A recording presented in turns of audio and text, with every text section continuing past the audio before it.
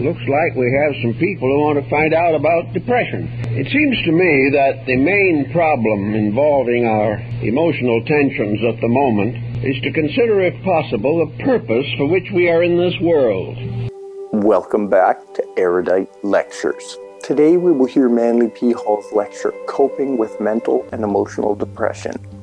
A great lecture delving into the philosophy, religions, and psychology, and analyzing where these feelings come from. We all deal with some form of mental and emotional depression at some point in time through our life. Some may have more troubles with these issues than others. Mental and emotional depression can come and go. These issues originate within our mind and can tear down our bodies in many different ways, sometimes to the point of wanting out of that body in any way possible.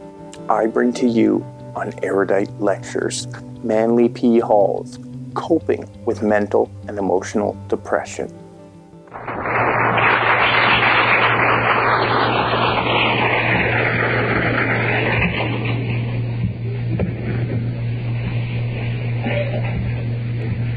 Well, looks like we have some people who want to find out about depression. It seems to me that the main problem involving our emotional tensions at the moment is to consider, if possible, the purpose for which we are in this world. The prevailing attitude is that we are born here to enjoy ourselves, to work as little as possible, be paid as much as the allowances permit, and advance our own personal interests, attitudes, ambitions, and aspirations with no consideration for each other. It is a rugged individualism which is gradually changing into a ragged individualism. We are asking too much and giving too little to this embodiment. This is not a holiday in this world. We are here to learn, we are here to work, and we're here to gain certain pleasures, joys, and satisfactions and fulfillments as a result of personal effort. All this seems to be contrary to the prevailing temper. Everything today is focused upon exploiting the individual, especially in the area of his luxuries. He is expected to have continually increasing appetites, whether or not he has any means of paying for them. He wants more and more for doing less and less, and almost everyone is geared and keyed to a delusion. This is a delusion to assume that this material existence is here primarily to produce millionaires, to enable us to speculate generously in various commodities, to live beyond our means and never suffer for it, and be continuously dissatisfied with what we have because of pernicious advertising. All in all, we're in trouble, and we have no real answer to the trouble in the form of a general reform in society. The probability of 4 billion people suddenly becoming enlightened and resolved to do the right thing is rather remote, especially when we realize that most of these people do not even speak the same language. Also, their ideas of values are different, and each one has its own peculiar pattern of living. And this goes on and on and on throughout the entire structure of human society. As we look about us for a panacea, for a remedy, we invest in every type of an extravagant political situation that comes along. We are constantly seeking some form of panacea which will cure our ills, but not interfere with our mistakes. Those mistakes are sacred. We not only have a right to them, we will fight to the bitter end to prove that they are correct mistakes. And this in itself becomes a rather painful situation. Looking around us, we observe everywhere that the nervous tensions are rising rapidly. We are less and less organized as persons. Individuals who 10 years ago had a good memory now forget the most common incidents in their lives. Persons who were satisfied with moderate income suddenly find moderation to be a penalty. Those who have for generations been grateful to this earth for taking care of them now resent the fact that it cannot provide them with every luxury that they want. As long as we have a mistaken philosophy of life, we are certainly going to be under stress. The human body is a wonderful thermometer. It helps us very clearly and definitely to discover what is wrong with the temperatures within ourselves. And at this time, fatigue, disillusionment, disappointment, fear, anxiety, dread, and almost panic, these forces are working everywhere in our society. If there is any possibility of correcting the situation, it certainly rests with ourselves. We cannot depend upon our neighbors changing. We have no way of assuring that our public officials will reform their ways. We have no reason to hope that business will suddenly become philanthropic. We cannot change anything in this world with certainty except ourselves. And no one can prevent us from changing ourselves if we so desire. The individual who is tired of complaints, who is weary with the body's reactions to pressure, who cannot afford expensive medications, who has tried 16 different diets and is still overweight, all these people have got to sit down and face the facts of life. They have to realize that we have to have our happiness in our own names. We can be as happy as we are intelligent, and we can be as miserable as we are foolish. Now, how are we going to go after this particular problem?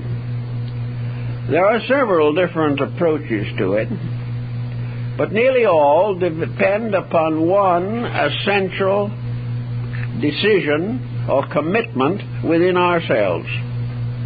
We must have a sincere desire to solve some of the problems that face us as individuals. We must consecrate our lives to getting out of the dilemmas that are destroying health, happiness, and peace of mind.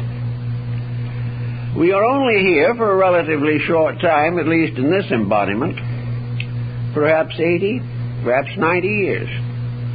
Maybe occasionally a few extra years thrown in for good measure.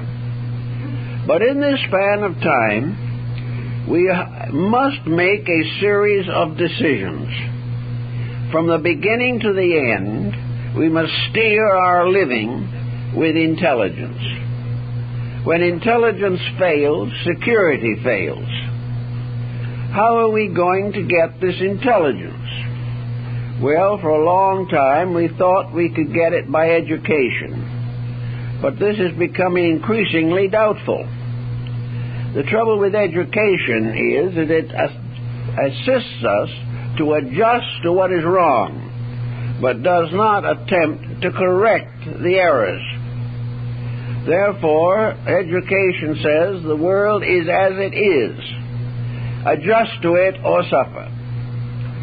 Therefore, education gives us various instructions on how to make the best of the bad bargain that we call life. It helps us to have a trade or an art, And whenever something new comes along, education works it over until it becomes obsolete. For a long, long time, we have been training people for special fields of activity which generally cease to be important by the time the training is complete. So all these different situations have impelled us to realize that education is not giving us the internal resource necessary to control ourselves. Education will help us to do the best we can as long as we remain inadequate. Education will also try to get us to get our minds off of our troubles by the hope of executive promotion in business. It assumes that if we know enough, study hard enough, and graduate successfully enough, we can live in reasonable comfort during our present embodiment. This is a beautiful thought, but is not supported by common evidence today. The next point that comes along, perhaps, is religion. Religion tries to explain to us that there are values that are more important than material success. This would be more convincing if so many different beliefs were not themselves developing very selfish attitudes and are working for material success. Actually, the primary contribution of religion is to dedicate the individual to principles, to make him understand why he has to keep rules if he wants to be happy. Religion would also offer him the instrument of faith. He would be able to feel that there is a power in nature working on his side as long as he behaves himself. This does affect and does encourage and does help a great many persons. On the other hand, many who try this method become disillusioned because religion does not work miracles in their personal problems. Philosophy would help if there was any, but philosophy is in a very bad condition at the present time. It is very largely merely a matter, as Voltaire pointed out, of individuals throwing stools at each other. The philosophers are all divided into various groups, and most of which are as difficult to reconcile as religious sectarians are. On the other hand, there is something new arriving and arising in the philosophical world, and that is psychology. Now, psychology started out by being a rather bright star of hope and is still a very important approach to the problems of life. Psychology can, in many instances, demonstrate why the individual is in trouble. But it cannot always persuade him to change his ways. Those who are emotionally and mentally depressed are very much like alcoholics. They know that they are wrong, but they cannot break the negative habits. So we have to face the fact that there is no easy way to break a long-established pattern of attitudes. We begin to develop attitudes when we are children, and by the time we reach middle life, the attitudes control us. We are no longer able to clearly resist the pressure of our own emotional and mental complexes. As a result of this inability to face facts, we go on catering to partly fulfilled ambitions until finally we drift out of this world and all that relates to it, at least temporarily. Out of this world, therefore, is another realm of uncertainties. Many persons who cannot live well here, or do not, have a very strong hope that they will do better after death, that somewhere out there is a reward for all of the suffering they do here. Now, the principle of reward for suffering would be pretty serious and pretty substantial if we were not personally the cause of our own suffering. But this kind of cuts into the idea of universal justice. In other words, heaven is presumed to reward us bountifully for our own mistakes. This is a dubious point of view. If we try hard, we may gain a certain overtone of recognition and reward. But to do nothing and expect to receive universal commendation for it is not reasonable or very practical, and there's no proof that it ever works out. Now, if this is true, and all we can hope for is the courage, strength, and resolution to do what we know we ought to, how are we going to evaluate the situations we find ourselves involved in at the present time? One of the first and most important problems that we all face is the effort in one way or another to live on a pattern or in a pattern with a minimum of stress. It is very important to our health and happiness that we use as little energy as possible repenting our own actions.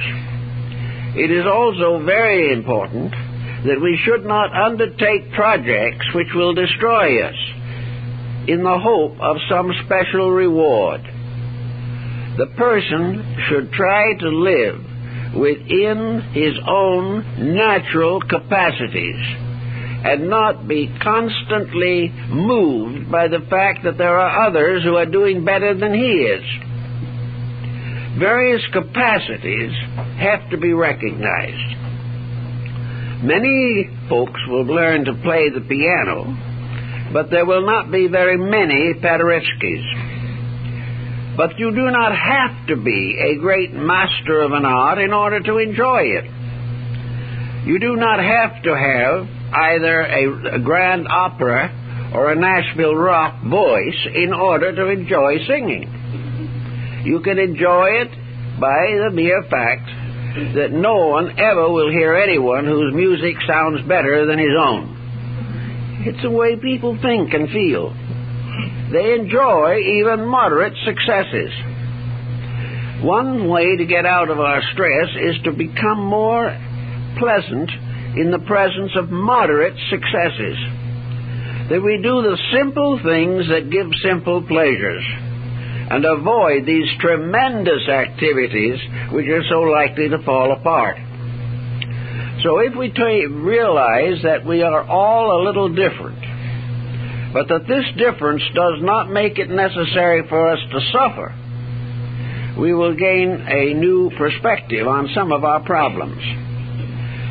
Each person should live within his means, and this does not necessarily simply mean his financial means.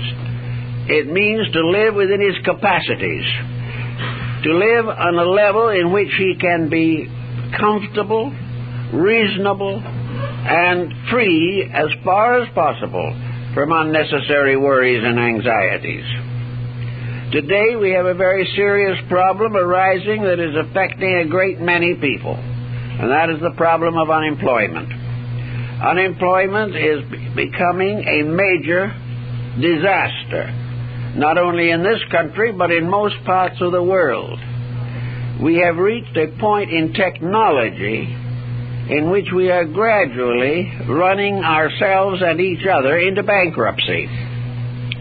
We are constantly seeking to broaden the measure of profits and gradually reducing the employable in these various fields.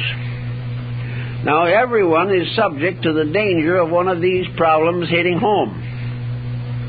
From now on out, the problem of economic security is always going to be a subject of hazard.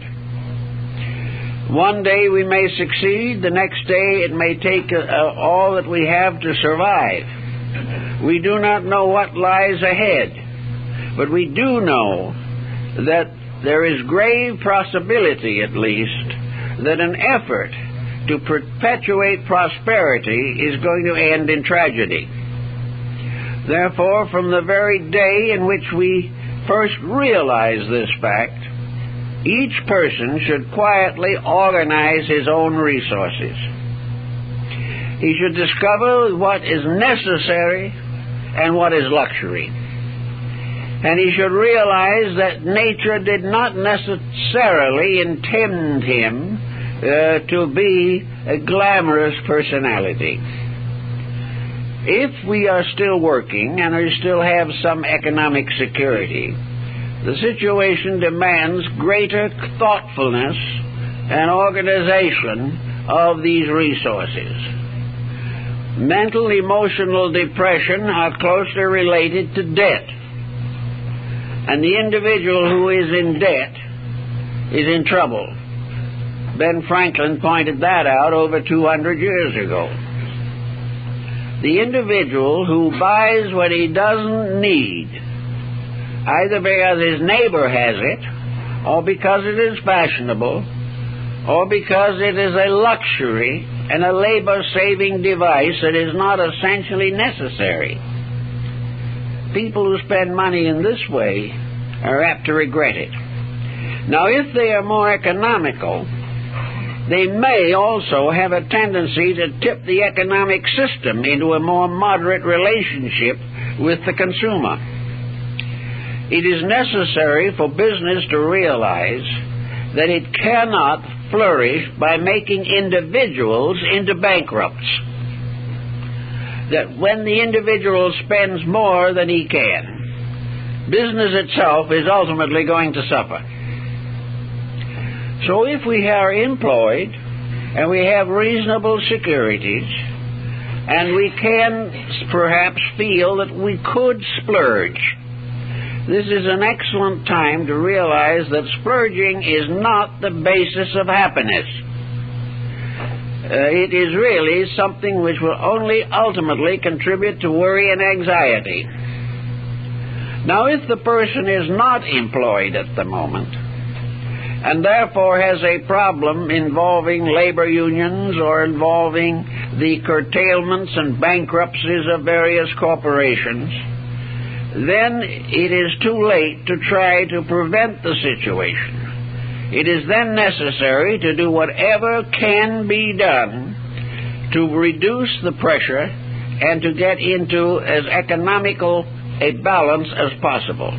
This very often will result in the loss of luxuries. But if it is in the cause of securities, the individual will have less medical bills if he has fewer luxuries.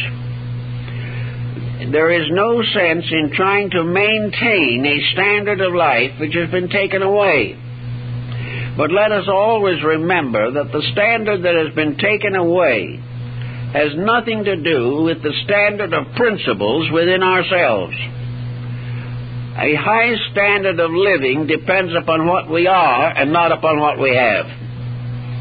And very often a reduction in our luxuries results in an improvement in our integrities. So wherever necessary or possible, the individual should begin to discipline his appetites. And not long ago, a friend of mine took 2 or 3 people to dinner in one of our moderately fashionable restaurants. The dinner for 4 cost him $125. The food value was probably about $7.50. The rest was prestige. Well, prestige is something that the average person today cannot afford. It is not necessary for him to retire to a one-arm lunch counter, but it is necessary to be thoughtful and to curb extravagances. And the person who says, I'm going to be extravagant now because I do not know how long I can keep it up, is foolish. The purpose is to move and smooth out a way of life in which there is the greatest probability of being able to live it the rest of your days. And this means a moderate relationship with life itself. It means an ability to cope with probabilities of difficulty and stress. Actually, the theory we seem to be working from largely today is that our principal legitimate expenditure should be for entertainment. This has resulted, of course, in a measure of entertainment which most persons are having more and more difficulty standing. The entertainment field has catered to the worst, and there is no improvement in sight. Extravagant expenditures for modern entertainment is a complete waste of time. This is another problem that people have to face. They've become so accustomed to these matters that they do not think very much about it if they finally decide they would like to pay $100 a month for X picture channels, or would not object to paying $50 a seat for a theater ticket. This type of thinking is going to result in nervous breakdowns for millions and millions of people. You cannot do it that way without worry. And for the moment or two, an hour or two of pleasure, or what you think is pleasure, you may pay with hours of worry and anxiety when you can't make the car payment. All of these matters mean that organization of yourself, the clear understanding of what you need, what is necessary, and what is proper. These things must be given their proper consideration. There will always be somebody in this world that has a little more worldly goods than we have. But it's not at all certain that that same person doesn't have more worldly worries than we have. Luxury is a lovely thing if you don't mind worrying yourself to death trying to maintain it. There are false values of all kinds that are being heavily rewarded, and individuals are taught to believe that these false values are worth sacrificing integrity to attain. But they're not. And it's becoming increasingly evident that we are on a very dangerous path at the moment. Actually, however, there's one reassuring point. It's not as bad as it seems to be. Because, as one man said years ago, the less we have, the less we can lose. It is the individual with great holdings who has great losses. And these great losses remind me of the fact that I was on Wall Street when the 1929 depressions hit, and I saw a man walk out of the New York Stock Exchange, put a revolver to his head, and blow his brains out. Now, we're not doing it quite that way now, because in some way, perhaps, the way things are now, it'd be very hard to hit brains, even with a good shot.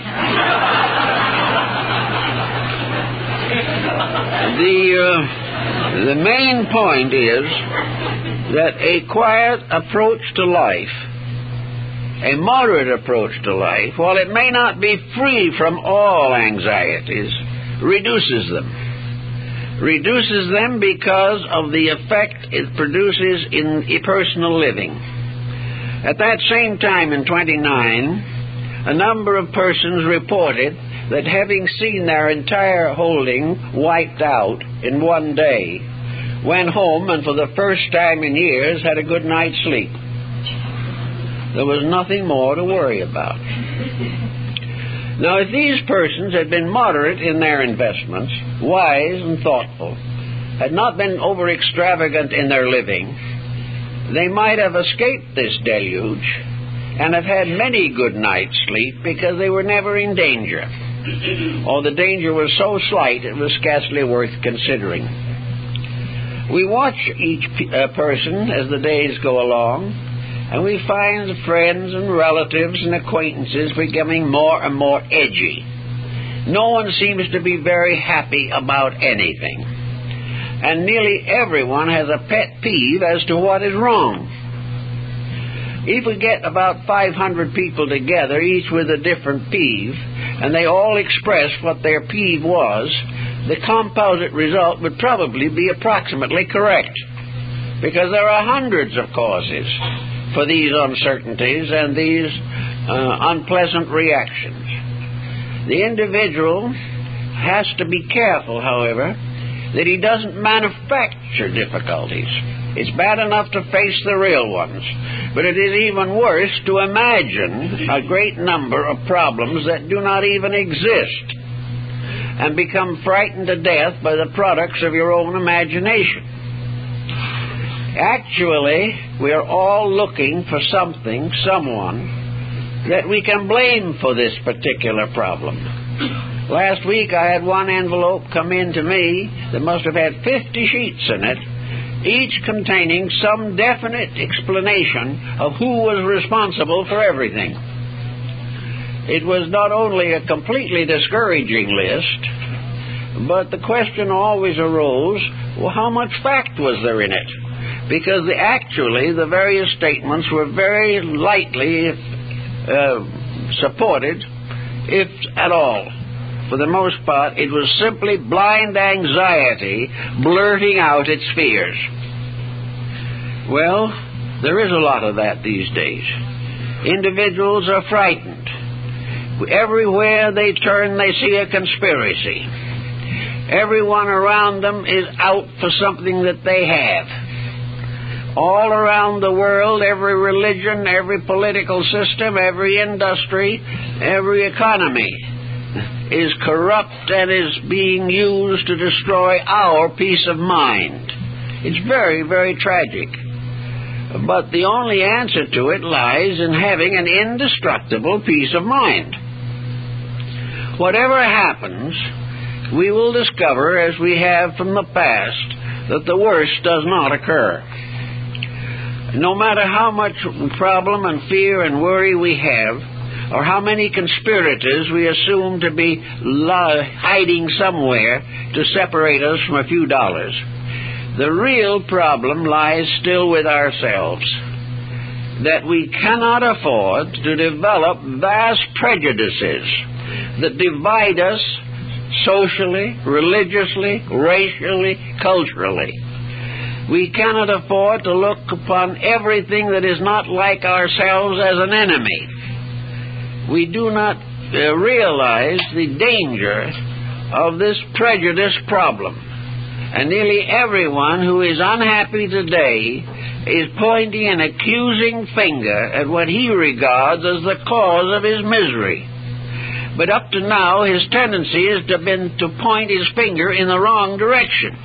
He should be pointing it at himself. For here is where the real problem has to rest.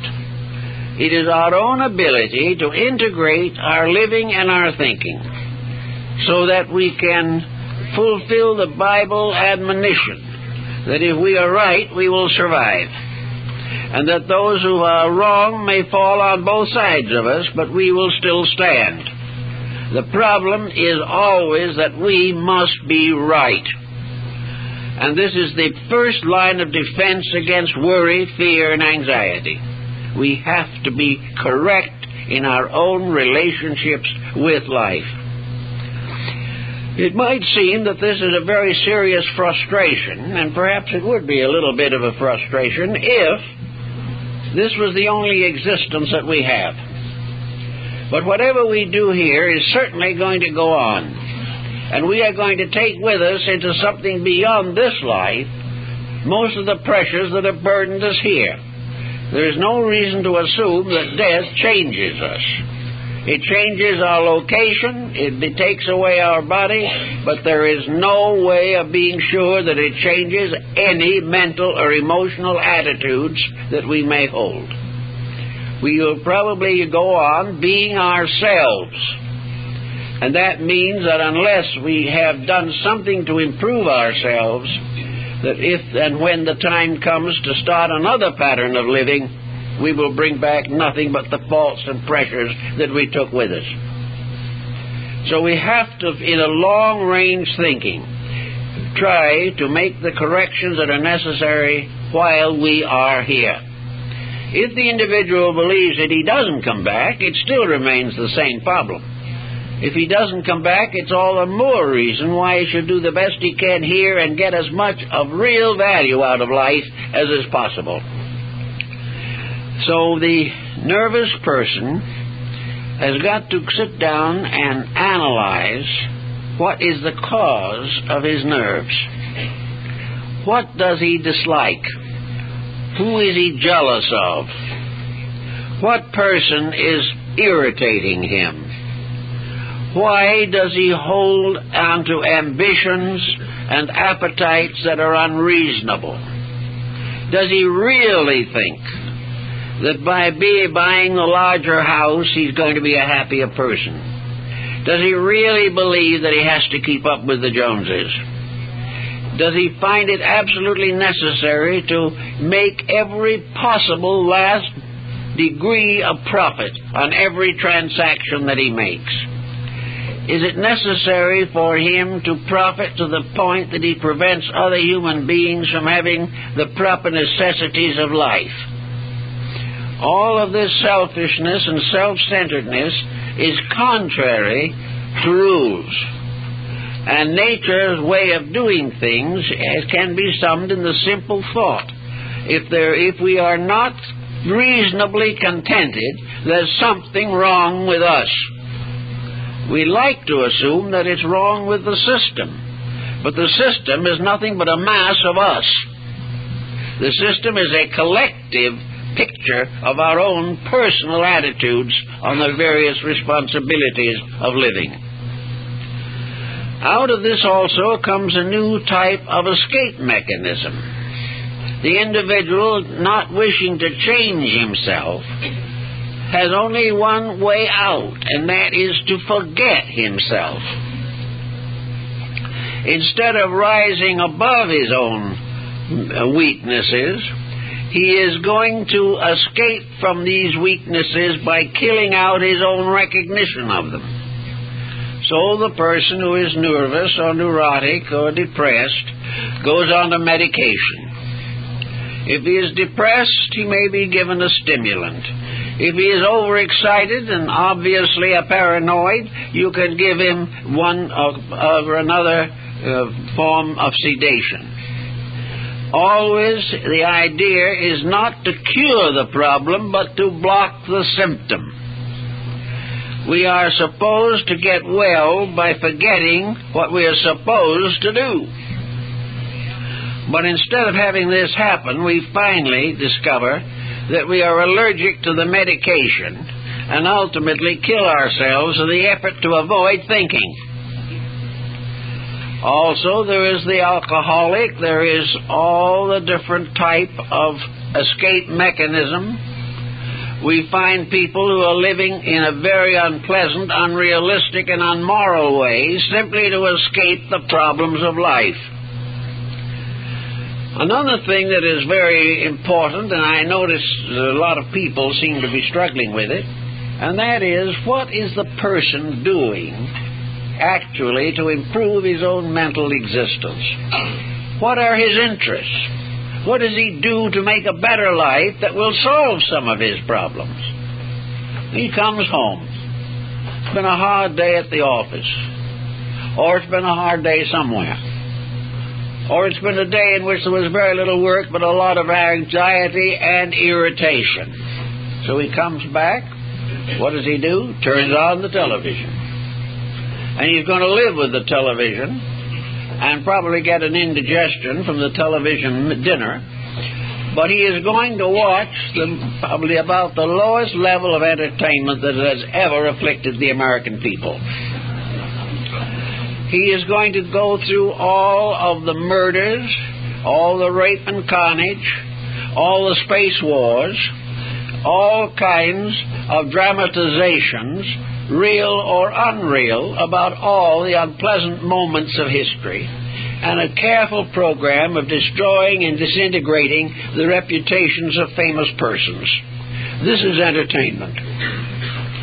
Or, being a nervous and sensitive man, he might go into rock, which will guarantee that he will be in the jitters for the rest of the evening. Nothing doing. Nothing is happening. Where is any effort to become a better person? The idea is to slowly drift through this life without noticing it more than necessary. The individual makes no effort to make his homes any kind of a place of securities, and if one person tries desperately, the rest of the family is probably against him. Everywhere the emphasis is upon mental indolence and emotional agitations. It's become now almost indispensable to our emotional lives that we watch murder, rape, and carnage. It's the only thing which we react to. Every phase of our life is being slowly lowered by the fact that we have made no demands upon ourselves to the fulfillment of our own resources. We are perfectly willing to drift from here to there without any more thought than is absolutely necessary to get across the street in a heavy traffic hour. Sometimes we don't make that. Now, we have a mind which is supposed to give us all kinds of possible usages. There are many interesting, useful, and valuable things to be known and learned. But the mind has also its own willingness to conform to our prevailing inertia. The mind can be just as lazy as the body. The mind can object to thinking on the grounds that it is fatiguing. I know many people who say they gave up thinking because they couldn't live with their own thoughts. Well, it can be. Because if you use the mind simply, without discipline, without direction, and without motive, it can spend its time wandering through a maze of inertias and inadequacies which are worse than nothing. But the mind is there, and everyone can grow and use it. And the time spent in using the mind properly can be saved from the complete waste of mental energy and the corresponding danger to the nervous system. The person who is thoughtful is not going to be nearly as panicky as the thoughtless. And the less organization we have, the more subject we are to adverse crises of one kind or another. If we do not run our lives, circumstances will treat us like a heavy storm will treat a small ship. It is up to us to take hold of these things if we expect them to solve problems for us. Now, on the mental level, apart from the emotional pressures, we have all kinds of inducements to poor thinking. Good reading has become a very rare thing. Nearly all the books that we find now popular, the best sellers, are trivia. They demand nothing and provide some form of more or less transitory and inadequate entertainment. We buy books now because everybody else reads them or because we subscribe to some book club. But most of the books we read are worthless. And it probably is just as well that they won't last very long because they weren't worth anything in the first place. In the past, reading was a great art. Even in the early years of the present century, reading contributed tremendously to many aspects of human character. A wisely selected reading program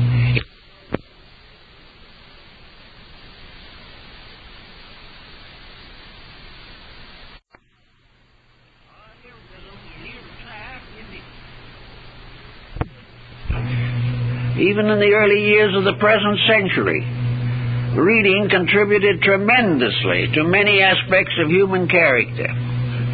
A wisely selected reading program informs the mind, elevates the thinking, and most of all, educates vocabulary. A person who reads good books has a better control of language and can express his own feelings more adequately as a result of having an adequate vocabulary. The reader also learned to spell and gain discrimination in literature He became aware of what was a good book and what was not a good book. He also became aware of customs and policies and peoples and ways of life all over the world.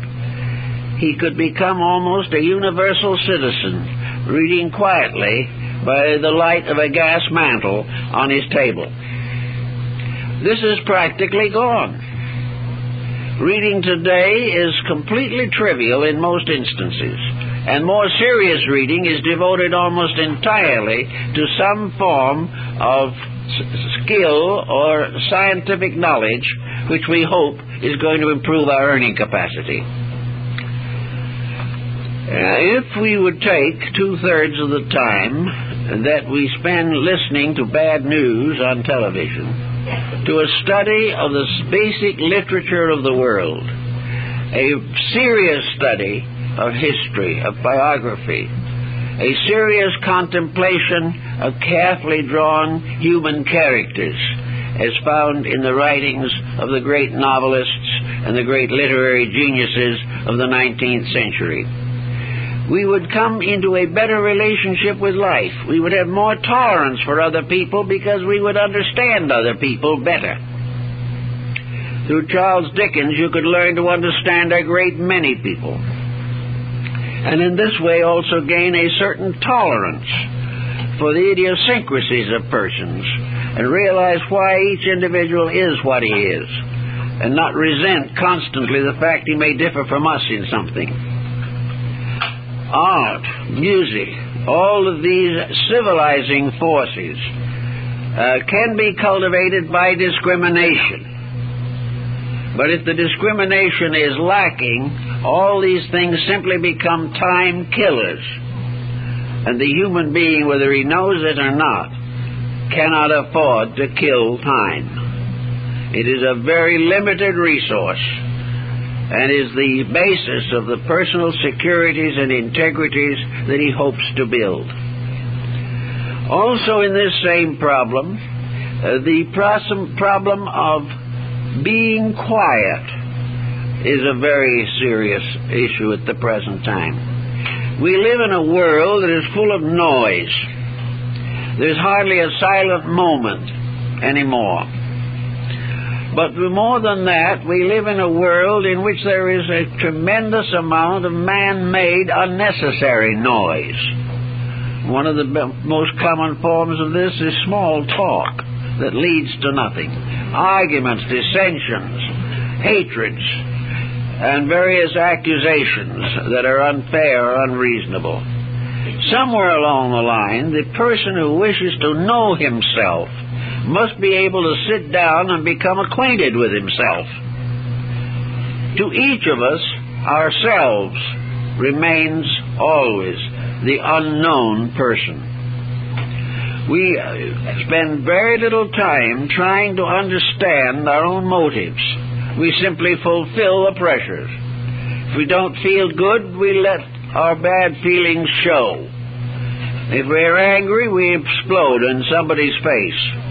Nothing is really given any serious consideration under such pressures.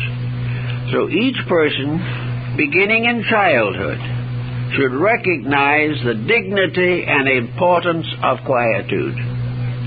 The individual should be able to sit down and simply relax and think. Think without pressure. Think without intensity. Think in fields and areas which are comforting to the mind.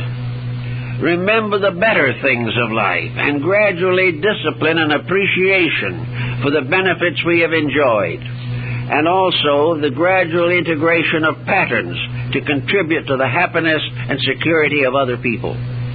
A quiet, meditative relationship, a relationship in which peace of mind is the result of relaxing away from the stupidities with which we have become dominated.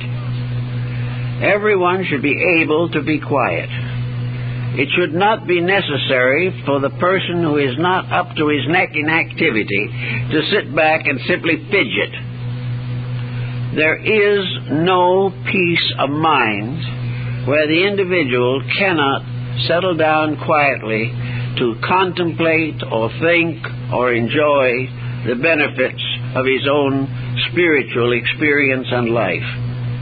It is also through quietude that we have to approach heaven.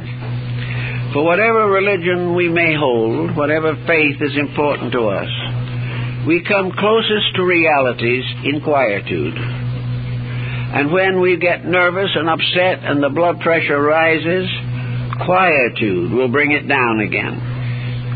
Quietude also brings with it patience. The quiet person does not necessarily carry a chip on his shoulder.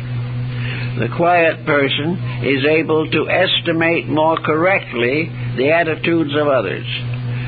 It is much less likely we will misunderstand people if we listen quietly to their words or watch quietly their actions. Very often misunderstanding is simply within ourselves. A prejudice has taken over and we spit back at someone. All these things create sickness. All of these things destroy the benefits of life. Now, with many people, there are two very important emergencies in life which have to be considered. One is the emergency that arises when children leave home. There is always that day when a busy life, made largely busy by the responsibilities of parenthood, this suddenly ceases to be an emergency or a dedication. The birds have flown. The individual suddenly finds a very serious vacuum. He has no longer the responsibilities, the anxieties and worries of parenthood. There is suddenly an empty nest and people who are unable to face it. They do not know what to do with themselves. And very often the untrained, undisciplined mind has a tendency to sit back and contemplate its own deprivations.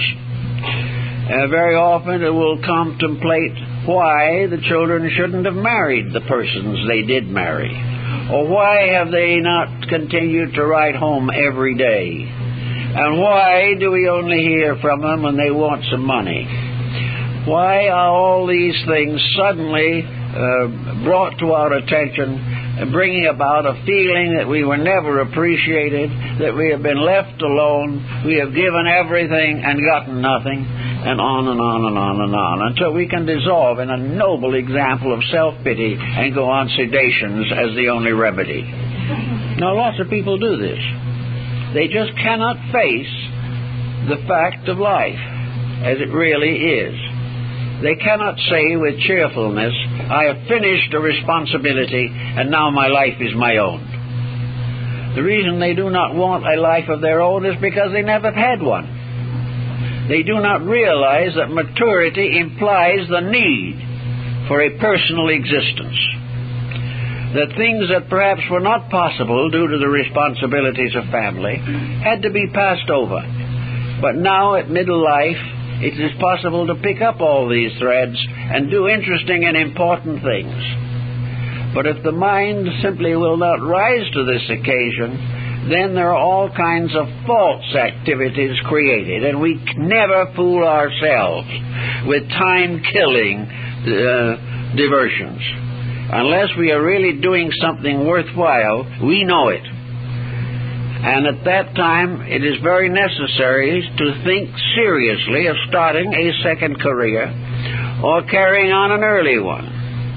If at this time we have some leisure, some freedom from responsibilities, it may be that we should advance our education. But we should certainly do something that is intense enough to get our minds away from ourselves, so that we are no longer neglected parents, but are now adventurers going out in a pattern of personal accomplishments. A number of persons have made wonderful lives by simply picking up important threads when the responsibilities of the family these responsibilities were lightened. Also, do not transfer all of this wasted energy and time on grandchildren. Do not spoil the grandchildren. Do not try to fill in by taking over their lives. Think always in a term of a life of your own. This means that sometimes you may be very helpful to the grandchildren, but do not let them take the place of children as a center of interest and an excuse why you should not do any thinking of your own. Now, the second emergency that comes along is the emergency of retirement. This is sometimes one of the most difficult of all, and that probably the difficulty is very largely to be faced by the wife. The man is suddenly home all the time, and it was bad enough when he was home at weekends. Now he is nervous, unsettled, and does not know what to do. He does not know why he is suddenly deprived of all of the original incentives of life.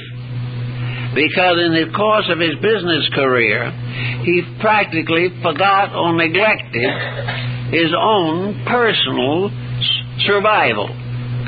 He was part of a machine of some kind. And when the machine was turned off, he was left. Now, this in itself is always a matter of concern. A number of persons have found that it was possible for them to develop a third career, or at least a second successful one. There are many persons in their 60s who have suddenly found themselves fulfilling many of the interests and attitudes of earlier life, things that were frustrated or not possible.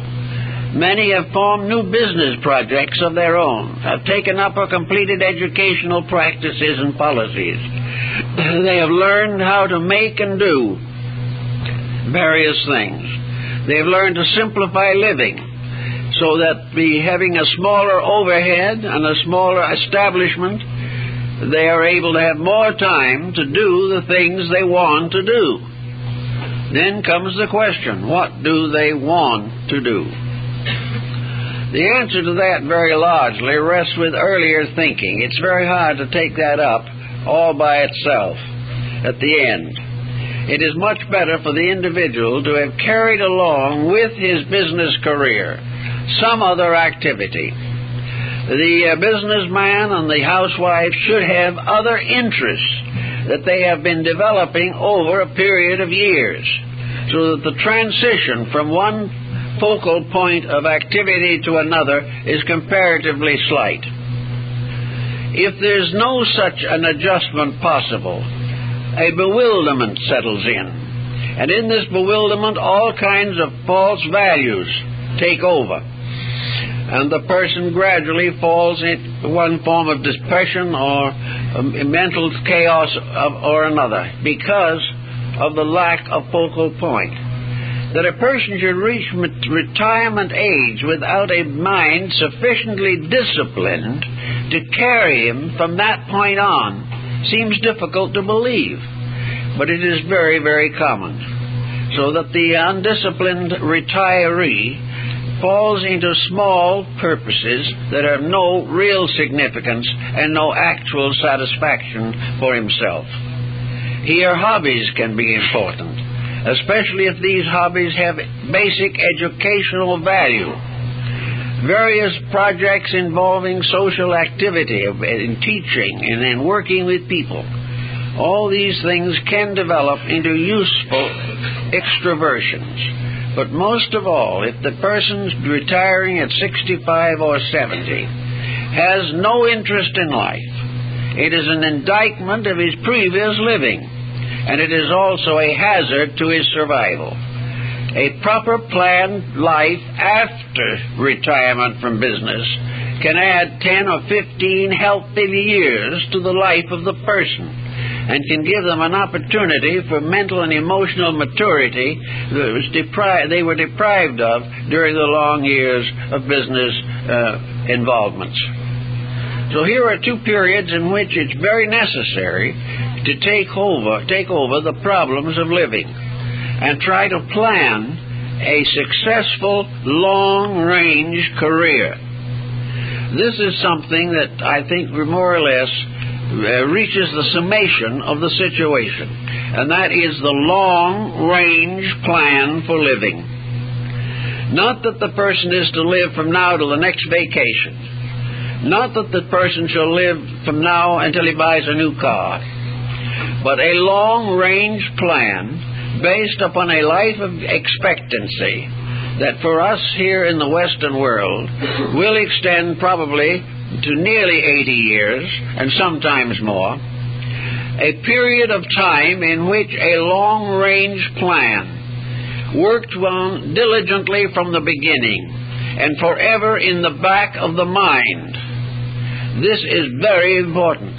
It is this long-range plan, for instance, that comes into the front of the mind when we sit quietly and do not think about transitory things.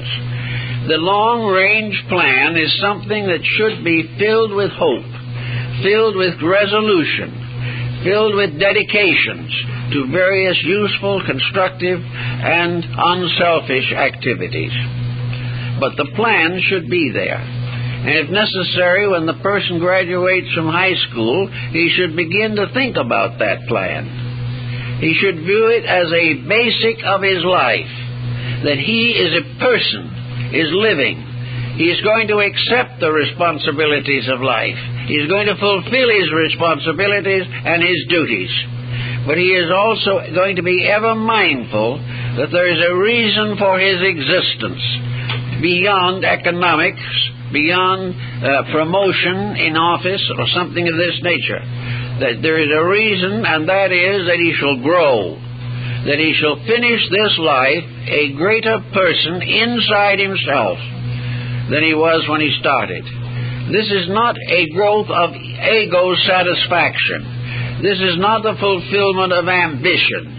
This is not self-centeredness, but it is a fulfillment of what humanity is assumed to be here for. And that is to grow, to help, to be friendly, to be serviceable, and to be modest in requirements and attitudes.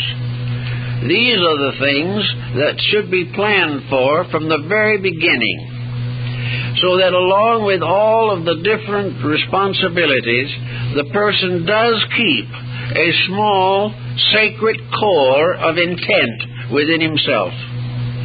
That he is not going to sacrifice any responsibility in order to favor himself, but that in the midst of the fulfillment of responsibility, he is also going to realize that there is something inside himself that has to grow, that has to unfold, that has to mature, and that his usefulness to others depends upon the fulfillment of himself in a very large measure. If he can realize this and build accordingly, he will have a much better chance of escaping the doldrums from which we suffer today. We look around on all the levels of life, and these doldrums are closing in. We are frightened, we are worried, we are nervous, we are anxious. But most of all, we lack an internal core of integrities. Yet we have religion, we have enough ethics, enough morality, enough background in common education to tell us that there are certain things we should do. But they take a little effort. And the individual says, I have to work all day, I have to use effort at my job, and when I come home I don't want to work, I want to play. Well, it's all right, but there's no reason why we should not play creatively. There is no reason why our recreation should not be enjoyable and useful at the same time. Because actually the final fulfillment of pleasure is the accomplishment of some kind of good that is going to enhance or increase the value of our participations in life. So that there is no reason why we cannot enjoy growth as well as or better than we enjoy escape from labor. Now, in the same problem, we find people in these difficulties are very often inclined to drift along. Now, there's a very narrow line of demarcation between an attitude and an affliction. The individual who holds wrong mental and emotional attitudes long enough will finally develop a chronic form which may progress into something extremely undesirable. The individual will no longer worry because he feels he has something to worry about. He will worry because he can't help worrying. The problem is no longer important. It is becoming a mechanical process. Also, a neurotic gradually can drift into a psychotic. The moment we begin to develop wrong attitudes, we begin to endanger not only peace of mind, but health of mind. We become very close, perhaps, to mental disease. But the same is true of emotional disease. Very many people who in one period or another in life fall into the problem of a psychosis are persons who from the beginning of life never controlled themselves. They are persons who from the beginning had certain attitudes which were difficult. Most children growing up have at least one difficult attitude somewhere in their makeup. If this is not worked with, if not corrected, if no one does anything about the difficult attitude, it may linger and never appear in any major way, but it may, under adversity, come out with a torrent of pressures. The child who has always been dictatorial can become a dictatorial adult. A dictatorial adult will always finally face another dictator stronger than he is, and the result will be a collapse. We cannot allow any undisciplined attitude to take over. We have all kinds of beliefs, but these beliefs finally become finalities. You take a person who is very worrisome on some subject, and you say to that person, what is the foundation for your worry? What have you in the form of evidence, actual evidence, to support your anxiety? And very often the person has no direct answer. He's worrying because everybody's worried. He's worrying because the world's in a mess and everyone knows it. And he goes on with these generalities. But he does not have any clear indication or any clear process to explain his own attitude. It's just a generality depending largely upon the conduct of other persons. So under these circumstances, it is very important that the person shall take over an attitude the moment he finds it arising within himself. One of the simplest attitudes that we have to work with is prejudice. Now, to many people, prejudice is loyalty.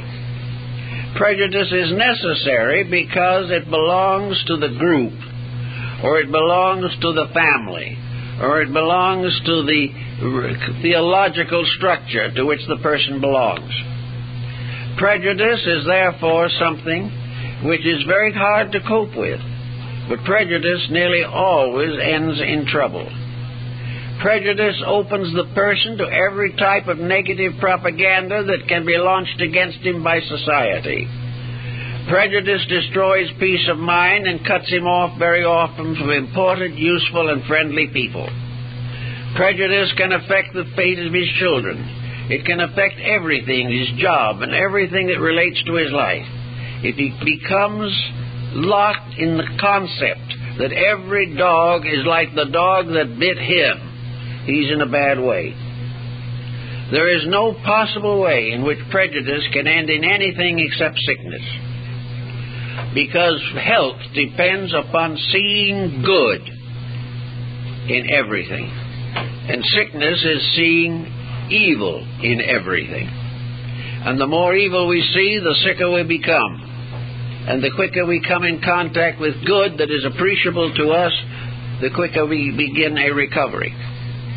So we watch prejudice, and it's very scarce to find anyone who isn't involved in it in some way.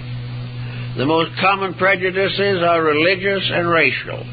but national, political, industrial, economic, educational, medical, all different fields are burdened with prejudice. And nearly every case, prejudice is a mistake. Now, that does not mean that the person has to become an easy believer, but rather that he must develop a discrimination that enables him to dissect and detect that which is proper and useful, without generalizing on a situation in which generalities are too abstract and uncertain. Now, another problem involved is not only in prejudice, is ambition. Many persons are born Napoleons, and most of them end in Waterloo. Many people are quite convinced that by some circumstance beyond their own control, they are formed of a superior material. There was a special quality used in assembling their personalities.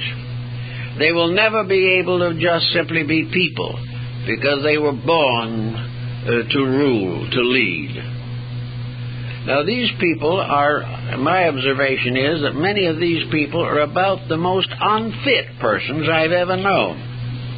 Instead of this prejudice being an expression of a great capacity, it is simply pure egotism. They are simply self-centered and overwhelm everything around them with the importance of their own attitudes, which are not important usually. And as a result of this, a great many of these highly ambitious people become utterly frustrated. They will never be satisfied with moderate success or moderate achievement. They must go on and on to the domination of society. People of the caliber of Hitler, Mussolini, Napoleon are examples of this tremendous drive, which ends in tragedy to themselves and disaster to the world. Therefore, the individual must be very reasonable in his ambitions. You should have ambitions which are largely aspirations. You should have the aspiration to become a better person. You should have an ambition to do your job well. You have a right to assume a reasonable advancement. But the idea that you are destiny's darling is going to cause trouble in most cases. The individual is frustrated and finally very often psychotic. And this moves often into the religious field, and the individual believes in a special dispensation that has been granted to him. And as a result, he becomes a nuisance to others and a disaster to himself. These things have to be watched, but the mind must be the sentinel. It must stand ever ready to evaluate things. It must judge, it must confer evidence, proper decision. It must work out all these problems fairly and reasonably. That's what it is for. When we do not use it in that way, we get ourselves into constant difficulties. Emotional intensity is also very often a matter of frustration. And in this field, affections are a very definite factor. People like to believe that they know what love is. Well, love is a very mysterious thing. People have been trying to find a definition for it from the beginning of time. And I believe, if I remember correctly, it was Voltaire who said on one occasion that the best definition he knew was that love was an itch in the heart where it can't be scratched. But very few people can really give us a mature definition of love. Love is usually, as St. Francis de Assisi pointed out, is the bestowing of an affection, not the demand for it. The individual who gives an honest affection fulfills love in the best possible way. But the individual who loves himself better than the persons around him, and who is always finally in love with his own interests, his own attitudes, and his own emotions, can be a very sad character in the course of life. Love is something that requires a great deal of thought, or it can ultimately lead to the greatest despair, to emotional and mental distress that is almost beyond calculation.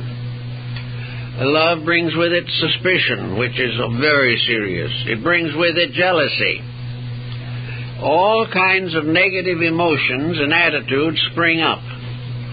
And everything then depends upon the internal adjustment of the emotions. Love asks nothing and gives all. And when it begins to ask a lot and give little, it has ceased to be a normal affection. And the individual who believes that normalcy requires jealousy or hatred is simply wrong. Love is a fulfillment. It is an ennoblement. It is a dedication of self to the service of something greater than self.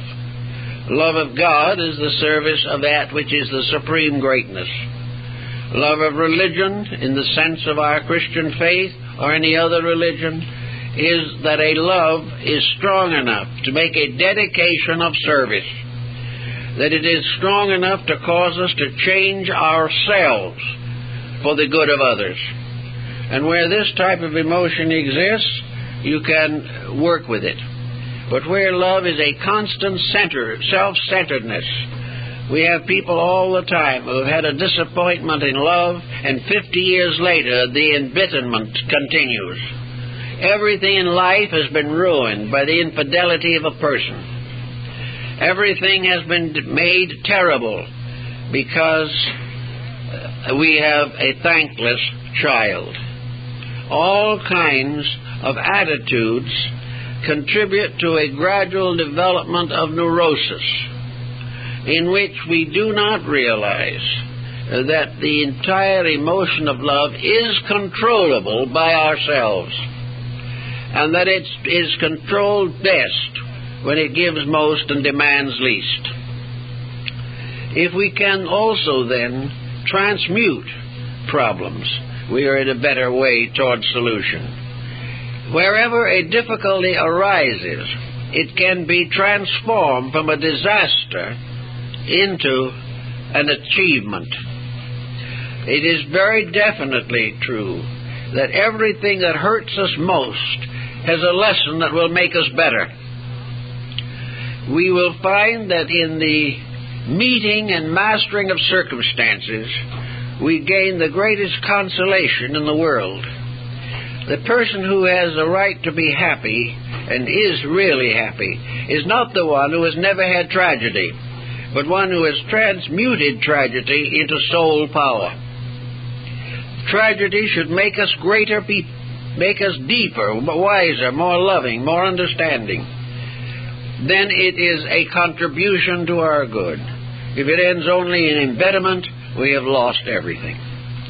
So inside of our own natures, we have to sometimes, some way, evolve an understanding of the values that are emotional and mental sources of security. We all have a right to be thoughtful. We all have a right to have certain minor anxieties if need arises. But we should always have an anxiety that is pointed toward a solution. Whenever a problem arises in our lives, our first reaction should definitely be, what does this problem mean to me, and how can it make me a better person? If we can always think this way, we're not going to become neurotics. We are only going to become neurotic if we believe that experience is unfair. But actually, what we think is unfair is challenge.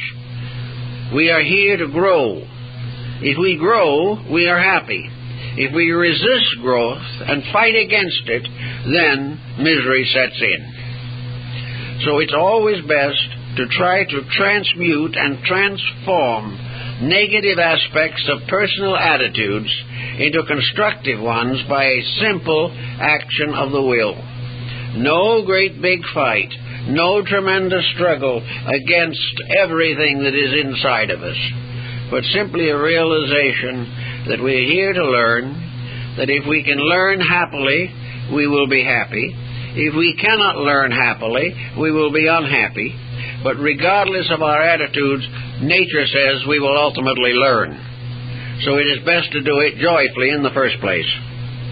Now, there are times when it's not going to be easy, but if we are really sincere people, if our religion is more than simply a creedal denomination, if we really believe in the integrities of life, if we actually feel convinced in ourselves that we are part of a benevolent plan ruled over by an all-divine power, then we can take these problems and work with them. And by working with them in a reasonable manner, solve them. And by solving them immediately as they arise, we can go through life without scar tissue in the subconscious. We can go through life without developing a series of mental and emotional infirmities which will become worse as we grow older, when we will have ever greater need for peace of mind.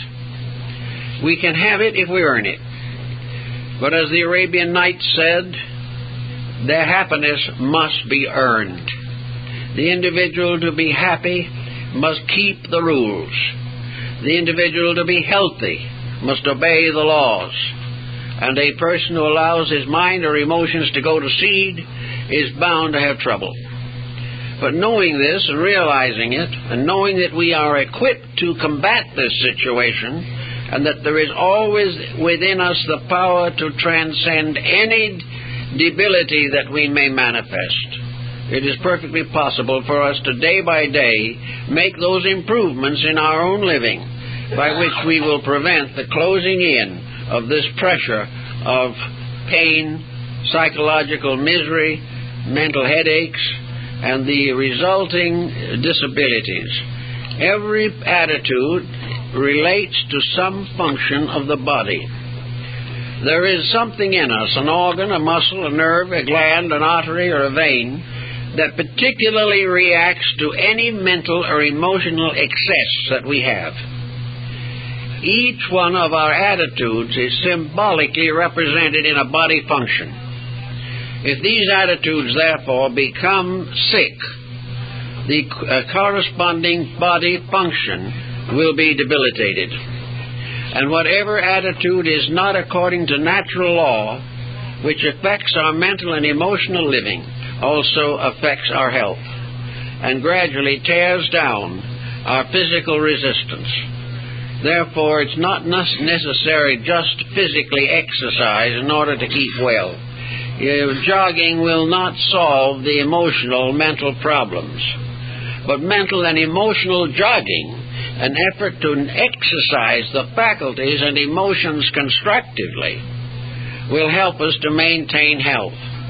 The body will take care of itself reasonably well if the mind and emotions do not sicken it.